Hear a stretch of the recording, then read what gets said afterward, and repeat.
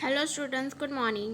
So today we are starting our new chapter which is chapter 8 of part 1 which is about financial status. So यहाँ पे financial status के regarding inquiry करने के लिए हमें letter draft करना है. इसके रिगार्डिंग हमारा पूरा चैप्टर है.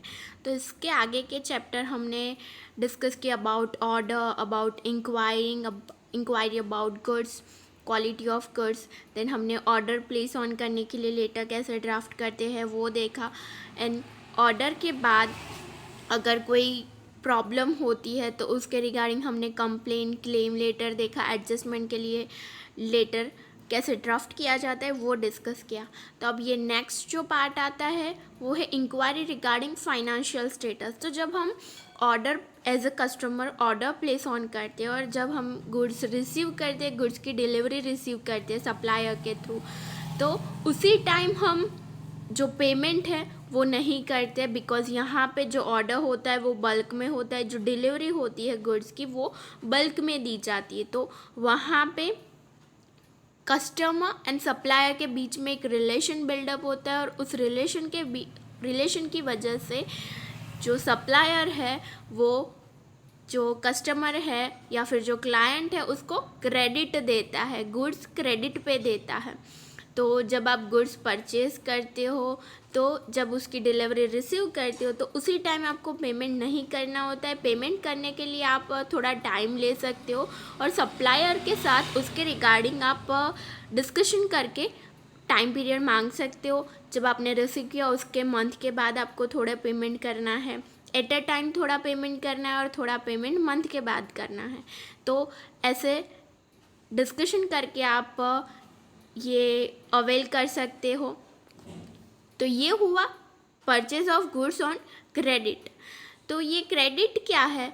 तो सप्लायर एंड जो कस्टमर या फिर जो क्लाइंट है उसके बीच में एक रिलेशनशिप बिल्डअप होती है और ये क्रेडिट पे गुड्स जब सोल्ड आउट होते या फिर परचेज होते तो उसकी वजह से जो सप्लायर है उसकी इमेज मार्केट में बहुत बिल्डअप होती है.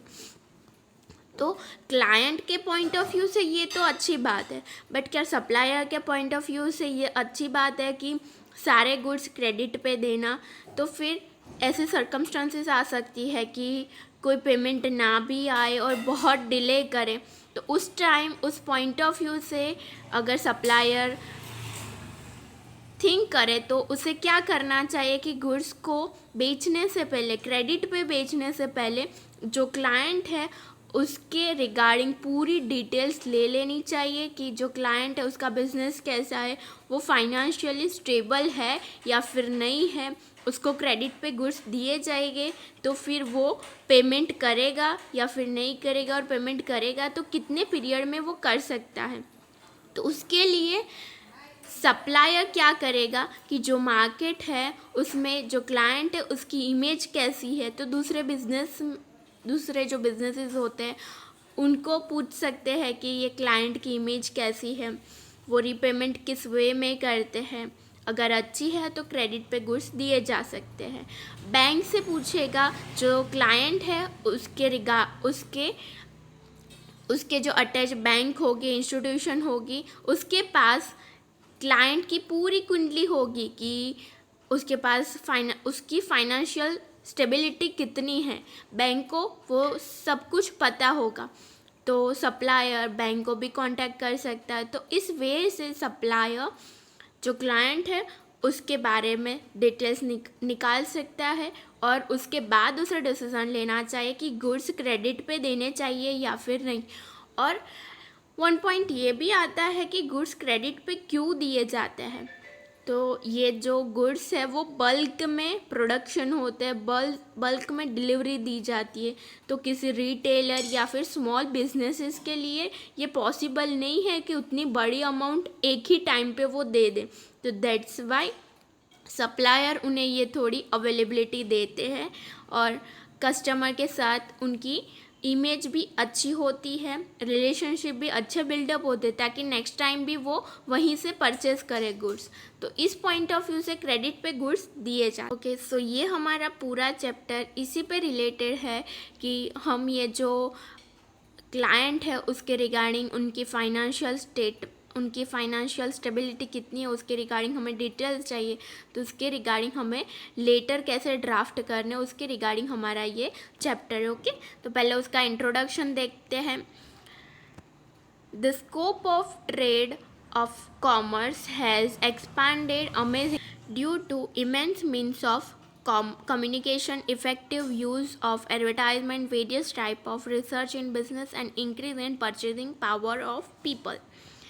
तो कम्युनिकेशन बहुत अच्छी हो गई है, 2 वे कम्युनिकेशन हो गई है, कम्युनिकेशन बहुत इजीली हो सकती है, ईमेल आ गए तो इजीली कम्युनिकेशन पॉसिबल हो सकती है दो बिजनेसेस के बीच में, एडवर्टाइजमेंट बहुत होती है, प्रमोशन बहुत ज़्यादा हो रहे हैं, तो उसकी वजह से जो क्लाइंट है, जो कस्टमर है, उनकी परचेजिंग पावर में बहुत इंक्रीज़ हो गया। और 1 पॉइंट की उनकी परचेजिंग पावर में इंक्रीज़ कैसे आया, तो ये क्रेडिट पे गुड्स दिए जाते हैं, दैट्स वाई जो परचेजिंग पावर है उसमें बहुत इंक्रीज़ आ गया है। अगर फॉर एग्ज़ाम्पल आप ले लो कि आपको कुछ परचेज़ करना है, तो जो रिटेलर है उसने आपको वहाँ पे डिमांड रखी गई है कि आप जितना पेमेंट करोगे उतना ही आपको गुड्स मिलेगा, और दूसरा जो रिटेलर है उसने वहाँ पे कंडीशन रखी है कि आपको हाफ पेमेंट अभी करना है और हाफ पेमेंट 1 मंथ के बाद करना है। तो आप क्या करोगे, ज़्यादा गुड्स किसके पास से लोगे, सेकंड वाले रिटेलर के पास, बिकॉज वहाँ पे आपको अवेलेबिलिटी दी जाती है क्रेडिट की, तो 1 मंथ के बाद आपको पेमेंट करना है हाफ, तो दैट्स वाई वहाँ पे आप ज़्यादा परचेज करते हो। As a result of one of the important reason of the expansion, growth and development of business activity is the credit policy for the business transaction।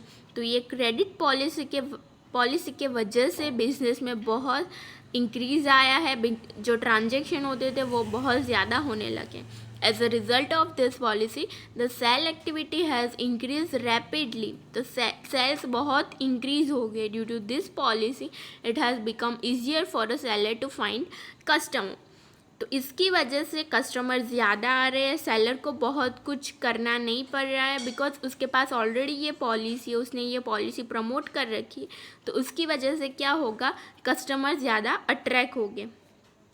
Okay, The buying capacity of customer has improved a lot as he or she does not have to necessarily make payment promptly, but he or she could pay the amount by installment or within fixed time।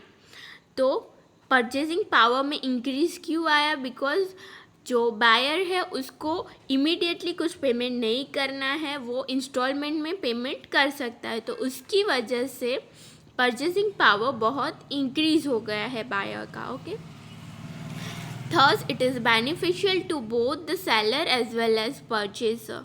तो ये seller के perspective and buyer के perspective, जो seller है उसके perspective से देखिए हम, तो उसको भी बेनिफिशियल है कि उसके गुड्स ज़्यादा बिकेंगे। उसको यस एक पॉइंट ये है कि उसको इमीडिएटली पेमेंट नहीं मिलेगा, बट उसके पास श्योरिटी है कि 1 मंथ के बाद भी उसको पेमेंट मिलेगा। तो पेमेंट में डिले होता है बट गुड्स तो ज़्यादा बिक रहे हैं, तो उसके पास अमाउंट भी ज़्यादा आएगी, और जो परचेज़र है, जो बायर है, उसके हिसाब से भी ये बेनिफिशियल है, बिकॉज उसको इमीडिएटली कुछ पेमेंट नहीं करना है, वो कुछ टाइम के बाद जो डिसाइडेड है उसके बाद भी वो पेमेंट कर सकता है। If the goods are sold on credit and the seller has not been able to inquire the financial status of the client, the issue of collection arises। Yes, तो हमने जो पहले ये पॉइंट डिस्कस किया था ओवरव्यू में कि ये क्रेडिट पॉलिसी दोनों के पर्सपेक्टिव से अच्छी है, बट आप ले सकते हो कि ये क्रेडिट पॉलिसी की वजह से रिस्क बहुत ज़्यादा होता है, सप्लायर के पास बहुत ज़्यादा उसने बहुत ज़्यादा रिस्क बियर किया होता है, बिकॉज समटाइम ऐसे हो सकता है कि जो परचेज़र है वो पेमेंट ना भी करे, बिकॉज उसको गुड्स तो मिल गए हैं, गुड्स की डिलीवरी हो गई है, बट 1 मंथ के बाद वो में भी पेमेंट ना करे। तो ऐसे सर्कमस्टांसेस, ऐसे सिचुएशन अराइज हो सकती है कलेक्शन के टाइम पे, जब आप 1 मंथ के बाद कलेक्शन करने जाओ तो वो में भी रिफ्यूज़ कर सकते हैं, या फिर आपको नेक्स्ट में ऐसे वादे दे देते हैं कि नेक्स्ट मंथ देंगे, बट कलेक्शन आप ना कर पाओ, ऐसी सिचुएशन भी आ सकती है. Money is not received within specific time limit. The risk of the loss of money too may arise if the business is done on credit basis that the scrutiny of the client firm's financial status and prestige is advisable and desirable. तो ऐसे कोई collection के time पे कोई ऐसी situation arise ना हो, that's why ये फीम के लिए एडवाइजेबल है कि जो क्लाइंट है उसकी फाइनेंशियल स्टेटस पहले से चेक कर ली जाए, स्क्रूटिनी कर ली जाए उसके ऊपर. ओके, तो फाइनेंशियल स्टेटस के बारे में पहले से जान लिया जाए कि उसकी फाइनेंशियल स्टेटस कैसी है, वो पेमेंट कर पाएगा या फिर नहीं कर पाएगा. Opinion regarding firm's prestige and clients financial status should be obtain from the market. तो जो फाइनेंशियल स्टेटस है क्लाइंट की, उसके रिगार्डिंग हम डिटेल्स कहाँ से ले सकते हैं, तो हम उसके रिगार्डिंग डिटेल्स मार्केट में से ले सकते हैं. वो मार्केट में से किस वे से ले सकते हैं वो नेक्स्ट सेशन में हम डिस्कस करेंगे. ओके.